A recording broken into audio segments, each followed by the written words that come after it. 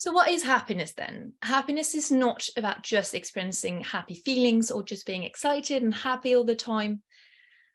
Happiness instead is about living a life that is rich, full, and meaningful. And living a life that is rich, full, and meaningful does include negative emotion.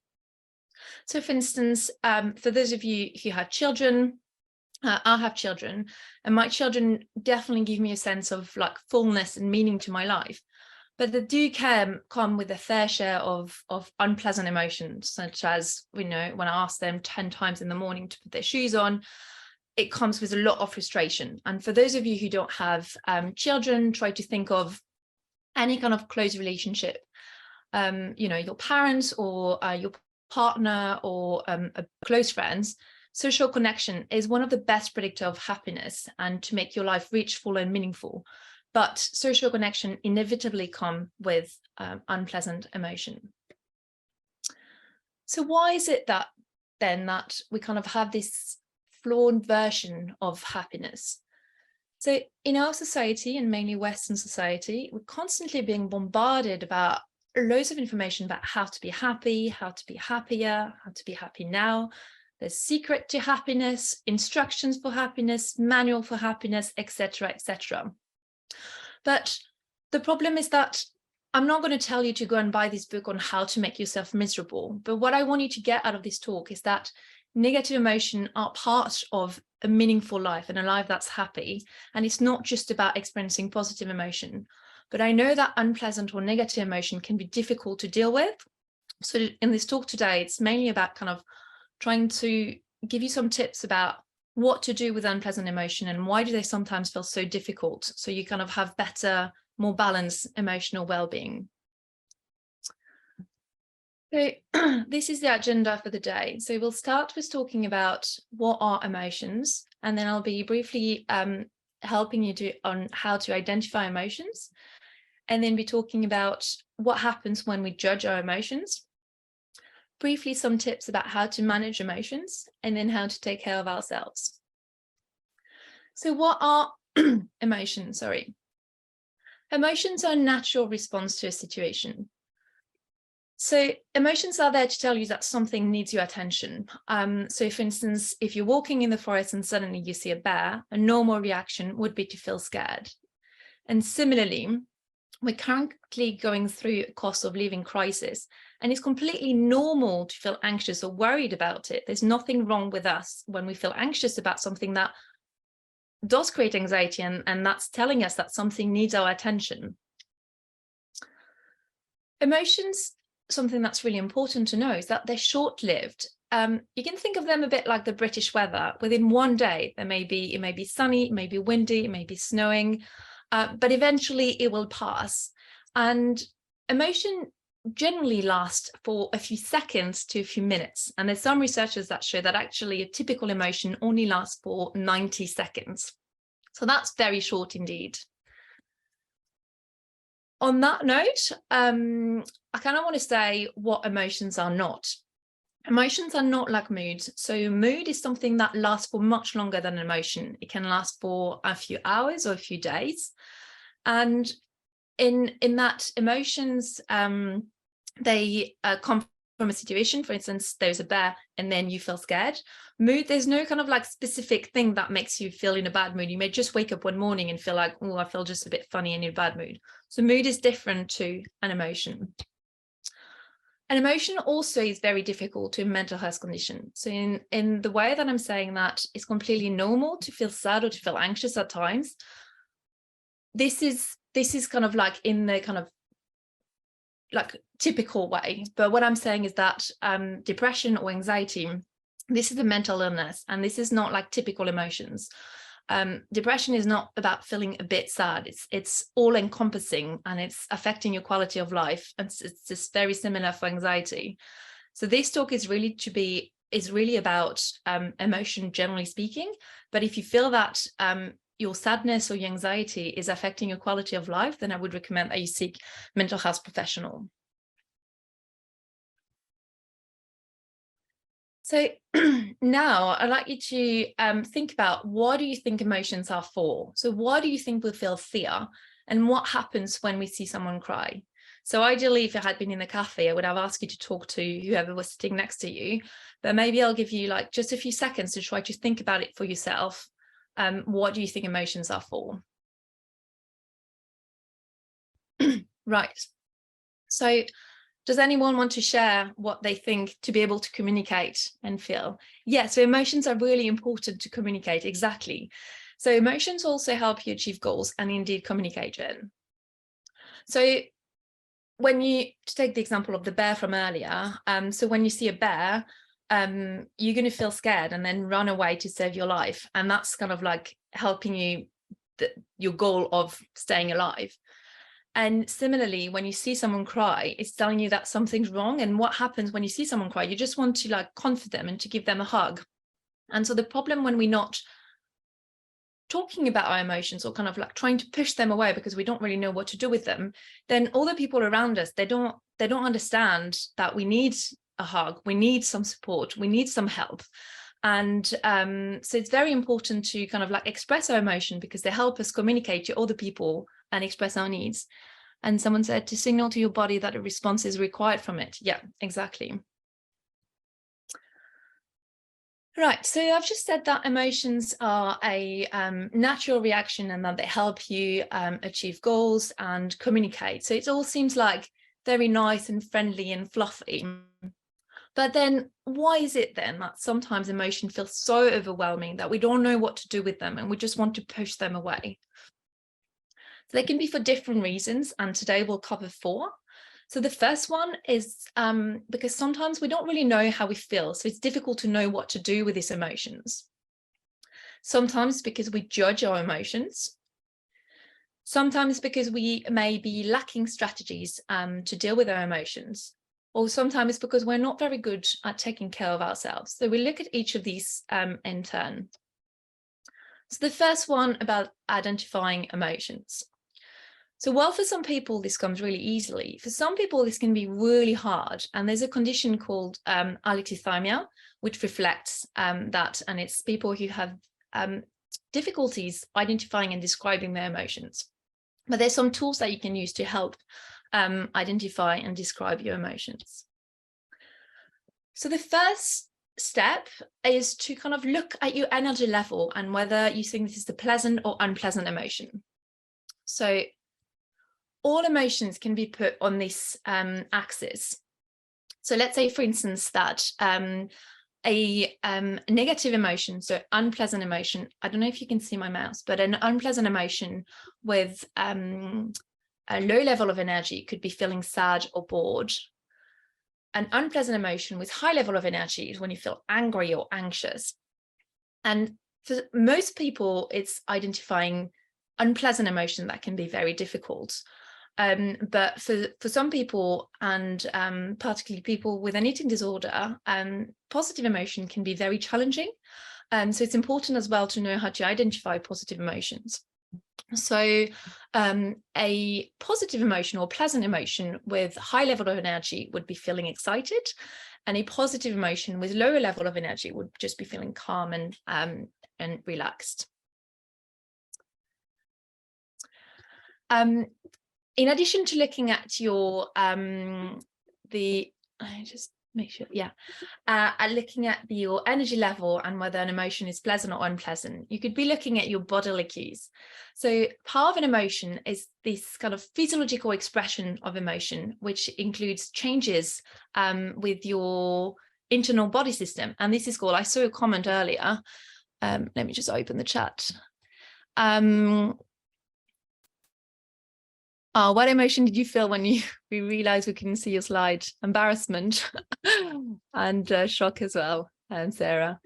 But someone talked about interoception, and this is interoception. It's about kind of like looking at what's happening inside your body, because your bodily reaction tells you is part of the emotional response. And each emotion activates a distinct set of body parts, and being able to identify these patterns may help you better identify your emotion. And this is called interoception.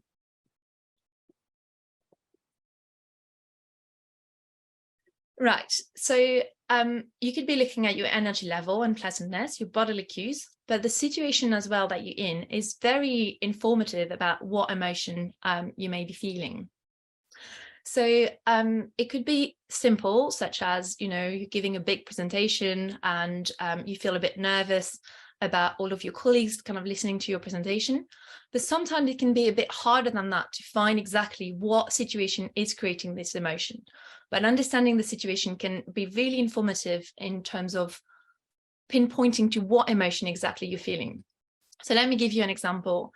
So I've been working, as I said, on emotions for 14 years, but even now, like sometimes I still struggle with my emotions. And so this is my daughter who just started school this year. And towards like mid to end September, I felt really anxious and I couldn't really understand what was happening. And one night I woke up and I felt like someone was sitting on my chest, and I was like, okay, like I have to kind of stop and think about what emotion exactly I'm feeling. And my daughter always kind of like loves school and been talking about school forever. But what I didn't realize is that I felt really overwhelmed with all the admin side that came out of it.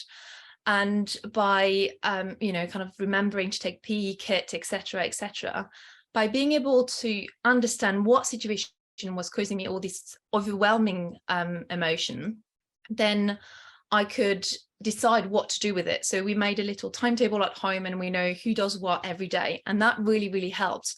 And so by identifying what situation is causing that emotion can be really informative in what emotion you may be feeling. But now what you could also do is to kind of go even further, because one of the problems that we have is that we tend to use the same emotional words to talk about our emotions. So most people would use bad, sad, or mad, but the average person uses about 6 negative emotional words, but they're in their everyday languages. But there are about 3,000 words to express emotion in the English language. So it's important to try to be granular and try to be very curious about your emotion and not just kind of refer back to the emotional words that you know. So let's take the example of giving a presentation. So your energy level, you may feel like high, you may be bouncing off and kind of unpleasant emotion. You're going to be listening to your body cues, and you may feel like before the presentation, your heart beating really fast. You may feel a bit tense in your tummy. And the situation is, well, I'm about to give a big talk. So then you say, okay, I know what emotion this is. I feel anxious. But you can take a bit more of a granular approach to identifying and describing your emotions. So try to think about, what exactly are you feeling? Are you scared of looking stupid in that presentation? Are you annoyed because you didn't rehearse enough? Are you curious about whether people will like your ideas? Are you excited about getting feedback? Are you proud of showing your work, etc.? So by taking a more granular approach, you can really pinpoint to what emotion exactly you're feeling and do something about it, which we'll look into the next part of the talk about what to do with these emotions. So why is it important? So sometimes emotion may feel a bit like this big balloon with loads of confettis, and it's getting bigger and bigger and bigger. And what you feel is that suddenly you may explode and putting confettis everywhere and hurting yourself and hurting other people all around you. But by being able to identify your emotions, rather than having this big balloon with loads of confettis inside, you can split it into loads of different balloons. And then you can decide to be like, okay, so this is the emotion that I want to be working on right now. And you pinpoint to one and you select it, and then you work on this one. And by the more you will do that, the more you'll be able to kind of like pinpoint to what emotion exactly you're feeling and take one at a time, because we generally experience more than one emotion at the same time, but just work on one at a time. And this can be really useful to kind of do something with your unpleasant emotion. So identifying your emotions, so to split kind of like, it's helpful to split general emotional discomfort into specific and more manageable emotion. That could be a strategy in itself. And so there's something called name it to tame it. So by describing and talking or even writing about your emotion can be very therapeutic. And then you're putting a name onto something, and then suddenly it's not this big monster anymore, and it's something that's more manageable. And for some people, you find it really hard to identify and describe their emotion. Try to be really looking into your body cues. What is your body telling you? And this is part of the emotional response, and that can be particularly helpful for people with alexithymia. Right, so now we've looked at how to better identify emotions, and now we look at what happens when we judge our emotions. So when we judge our emotion, we have something called secondary emotions, which is an emotion about an emotion. So let's take an example to illustrate this. So for instance, you're coming home after a really hard day at work, and then your housemate hasn't done the dishes and it looks really dirty in the kitchen. And your first reaction, you may feel really angry, like, look, I've worked all day, I'm really tired and dishes are not done, and you may feel angry. But then suddenly you realize that actually it's not very nice to be angry, and that your housemate is going through a tough time or a heartbreak or something. So you start feeling guilty about feeling angry in the first place. Another example may be a young mother whose baby is crying overnight, and you may feel really overwhelmed, not really knowing how to calm her baby. But then the secondary emotion would be a sense of shame, like, oh, I'm not a good mother, I don't know how to calm my baby. And rather than feeling just overwhelmed, she feels overwhelmed and a sense of shame. So why do we have secondary emotions? That can be for so many different reasons, and today I'm just going to give you like just a few briefly. It could be because we're told sometimes as children that emotion shouldn't be seen or heard, and something like show a happy face or don't show a face at all. So then we're used to not really like expressing our emotions. Sometimes we have them because we're concerned that showing our emotions will make us look weak. And for instance, particularly the case for men, like men don't cry and I'm strong and I'm not showing when I'm upset or something. Sometimes it's because the world is telling us that we should all be happy all the time, and that something must be wrong with us if we feel anything else but happiness. Or sometimes we're concerned that showing our emotions will make us look selfish. Other people are dying of hunger, so, my cat died, I shouldn't be sad about that. But the thing is, like, the shouldn't is the problem, because then you're putting a judgment on your emotion. But as I said, emotions are a natural reaction, and it's important to just be like, okay, well, I am sad about something, I am anxious about something, I am angry about something, and that tells you very valuable information and shouldn't be pushed away. So why should you care about whether you have secondary emotions? Well, first, you now have double the amount of emotion. So rather than just feeling angry at your housemate not having done the dishes, you now feel angry and guilty. Second is because secondary emotions are not natural reaction to the environment. They're learned responses. And that meant that your brain can't really make sense of what's happening. So in the situation where your housemate hasn't done the dishes, then your lingering emotion is guilt rather than anger. And your brain can't really make sense of, why do I feel guilty if my housemate hasn't done the dishes? So that kind of makes it very difficult to understand. That means that these emotions tend to last much longer, partly because your brain can't really make sense of it, but secondly, because they can kind of add on top of each other. Like, you may feel guilty about your anger, but then you may feel anxious about feeling guilty about feeling angry. And then it kind of like tumbles up and getting more and more and more.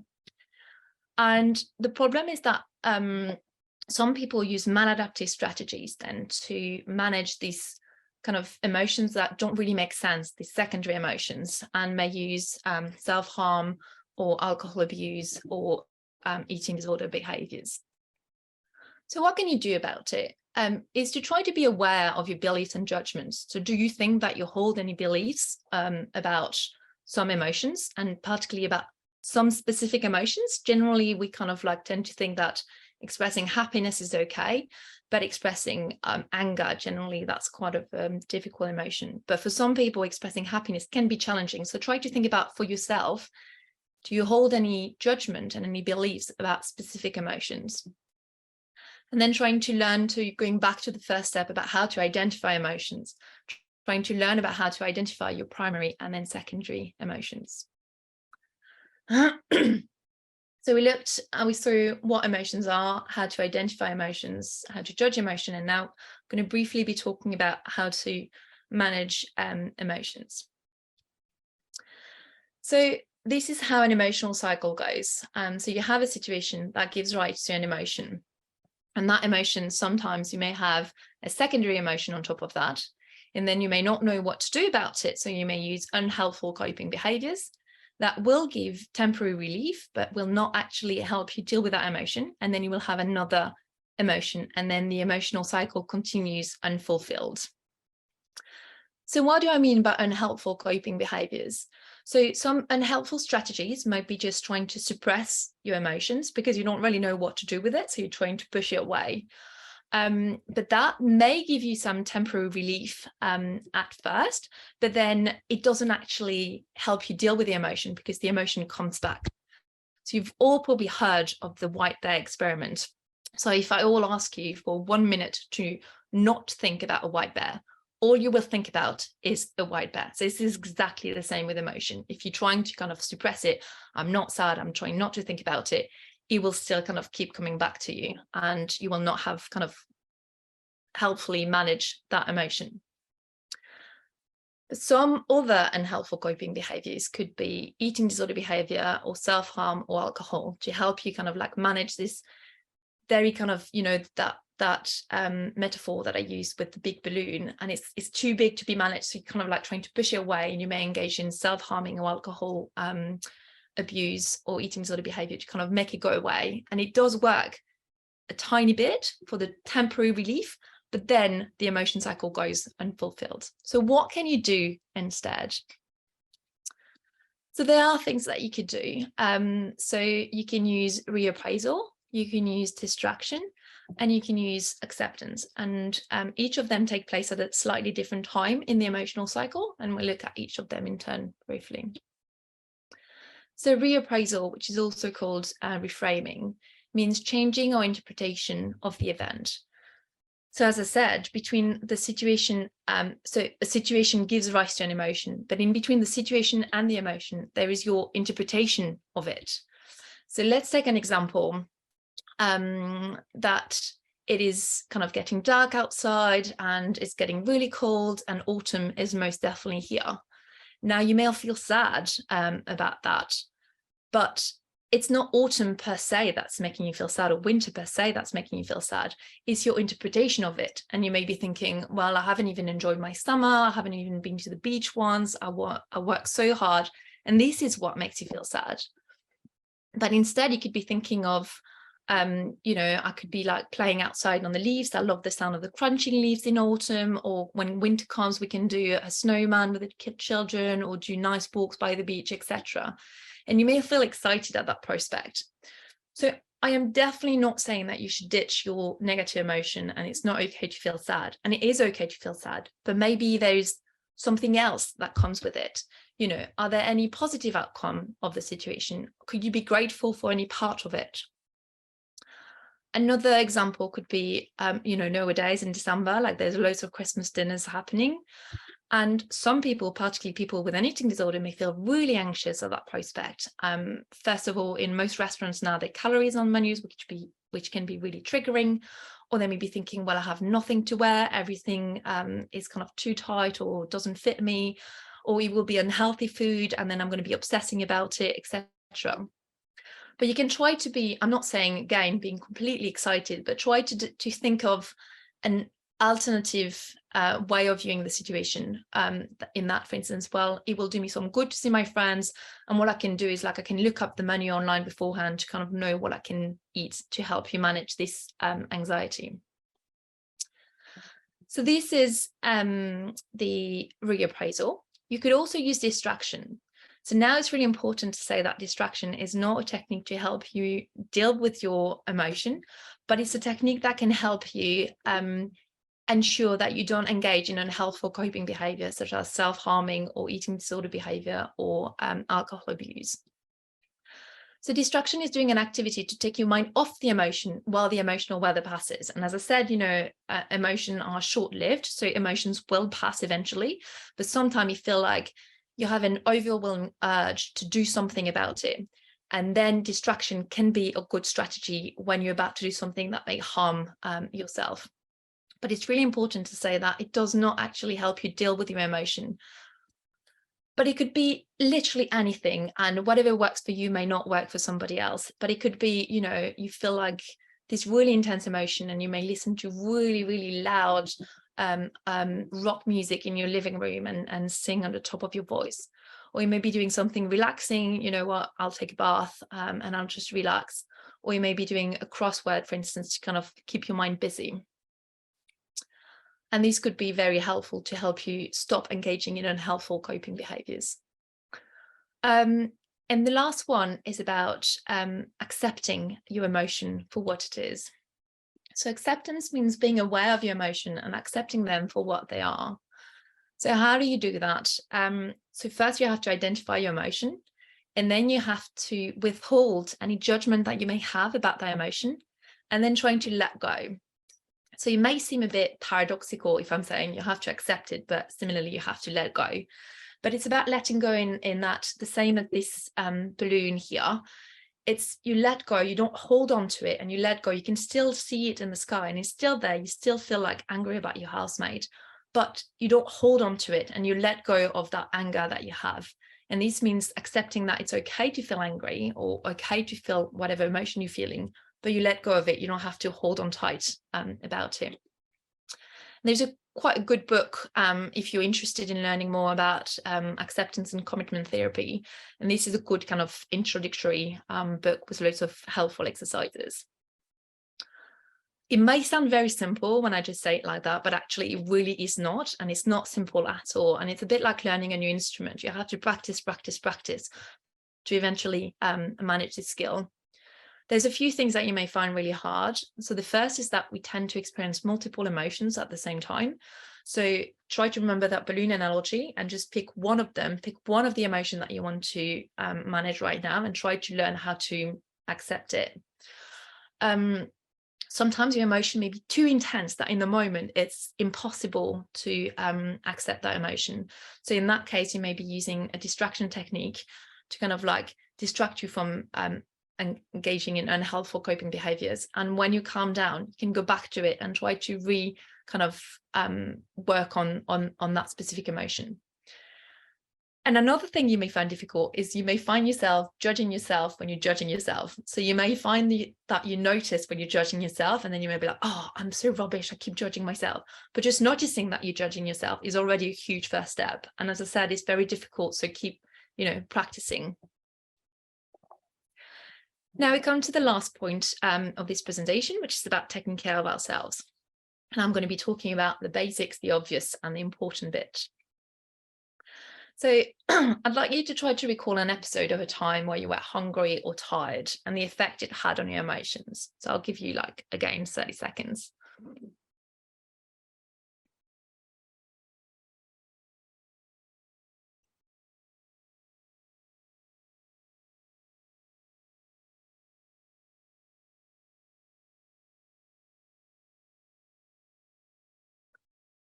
So I don't know if anybody wants to share with the group, how do we tend to feel when we're tired or hungry?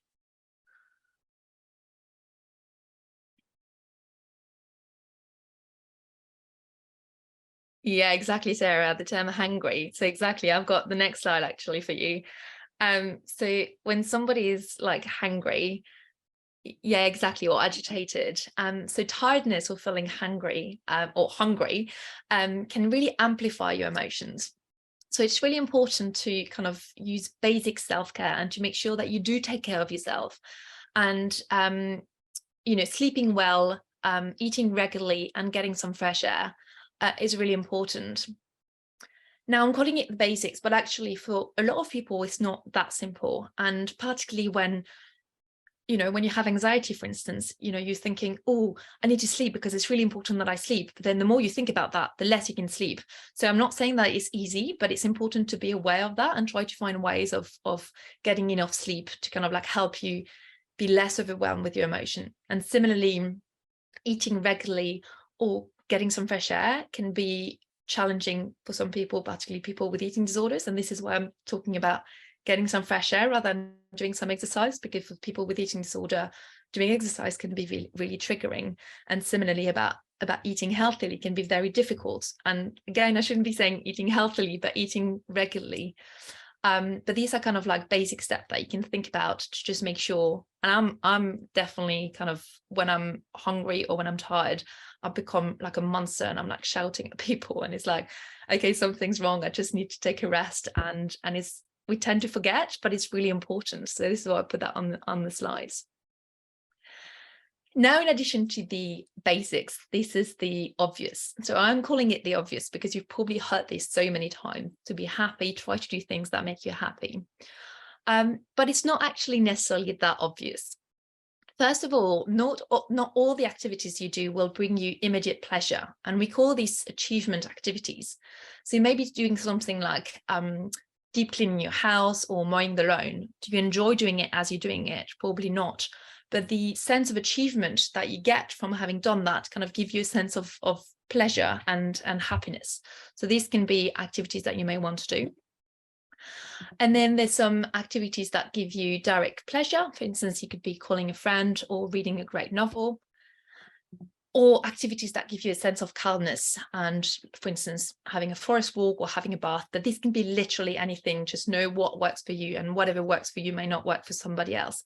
But this is just kind of to help balance out, because life is full of, you know, unpleasant emotions. They come and go, but they are part of life. So to try to kind of like balance it a little bit with things that do make you happy.